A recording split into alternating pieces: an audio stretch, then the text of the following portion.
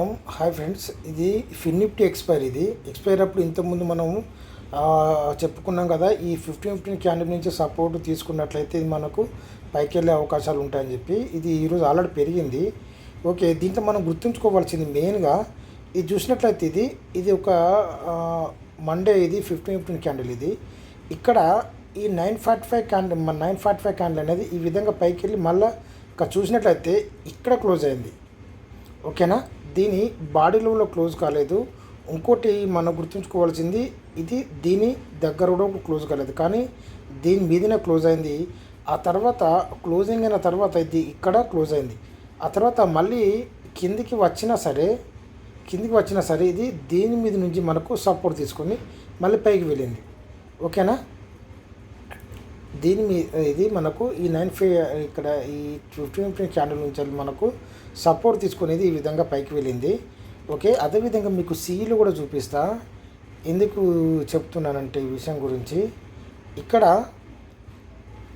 చూసుకున్నట్లయితే ఇది మనకు ఈ ఒక 15 క్యాండిల్. ఇది ఆ తర్వాత ఈ 915 క్యాండిల్ అనేది ఈ విధంగా ఒక రెడ్ క్యాండిల్ ఏర్పడిన తర్వాత ఏర్పడే క్యాండిల్ అనేది ఈ విధంగా పైకి వెళ్ళింది. ఇక్కడ ఇది ఒక విక్ ఏర్పడింది ఇక్కడ.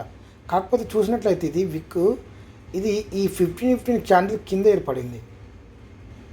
ఓకేనా, కింద ఏర్పడింది. అంటే దీనికి సమానంగా అనుకోండి, దీనికి సమానంగా ఏర్పడింది.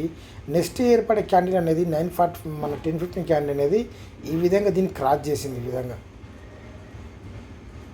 ఓకే, ఈ విధంగా ఇది క్రాస్ చేయడం జరిగింది. దాని దీనికి తేడా ఏంటంటే ఇక్కడ మనకి ఇక్కడ రెడ్ క్యాండిల్ ఏర్పడినా సరే దీని మీద నుంచి ఇది మనకు ఇక్కడ నుండి సపోర్ట్ తీసుకున్నా కూడా దీని మీద క్యాండిల్ అనేది మనకు క్లోజ్ కావాలి మీద.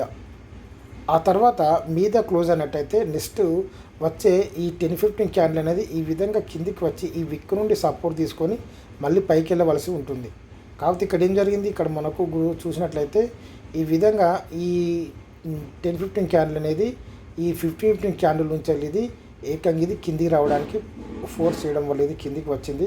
ఆ తర్వాత మళ్ళీ వెళ్దామని ప్రయత్నం చేసినా కూడా ఇక్కడ దీని మీద ఉన్న ఈ 915 క్యాండిల్ బాడీ అనేది రిజెక్ట్ అయ్యే తర్వాత ఇది ఇప్పుడు 0 కూడా అయ్యే అవకాశాలు కూడా ఉన్నాయి. చూద్దాం. ఓకేనా, ఈ విధంగా ఉంది మూమెంట్.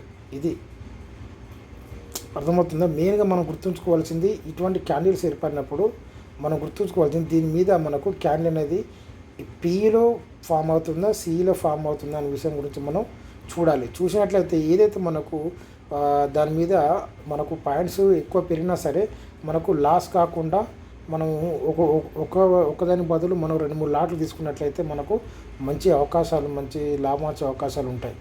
Okay, thank you.